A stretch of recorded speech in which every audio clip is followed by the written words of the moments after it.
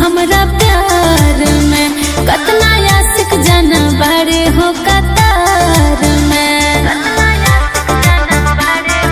सुना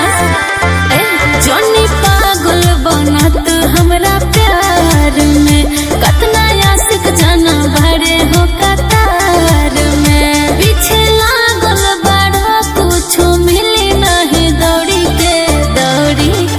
बुझला पकड़ देखई है केहू औरी के आ कमी नइखे तोरा जस छोड़ी के बुझी है ना हमके दुई कौड़ी के आ कमी नइखे तोरा जस छोड़ी के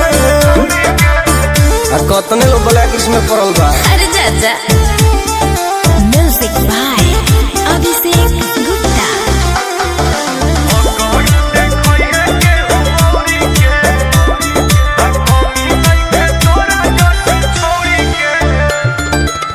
हसी नहीं चिड़िया कतनो डलब तू दाना बुझी है ना हमारा के मौगा दीवाना हम अलगे है रे सब जानत है। हसी नहीं चिड़िया कतनो डलब तू दाना बुझी है ना हमारा के मौगा दीवाना सुना कोला सादे तू जे अब भइल माथे मोरी के पकड़ देखई है केहू औरी के आ कमी नइखे तोरा जस छोड़ी के बुझी है ना हमके दुई कौड़ी के आ कमी नइखे तोरा जस छोड़ी के पीछे लाइन लगल बा जा उ तो लगते बा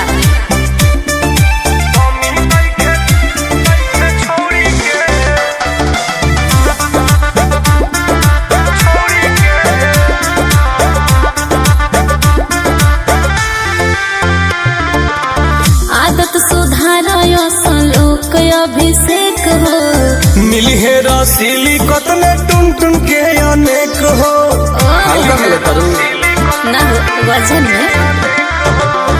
आदत सुधारयो सलोक अभिषेक हो मिली है रसीली कतने टुन टुन के अनेक हो गलती भइल करो एक सेप्ट हमर सरी के पकड़ देखई है केहू औरी के आ कमी नइखे तोरा जस छोड़ी के अरे बस करो बुझी है ना हमके दुई कौड़ी के आ कमी नइखे तोरा जस छोड़ी के सुन अपनी अकड़ अपने पास रखो शेर अकेला काफी है। अरे मान जा सॉरी।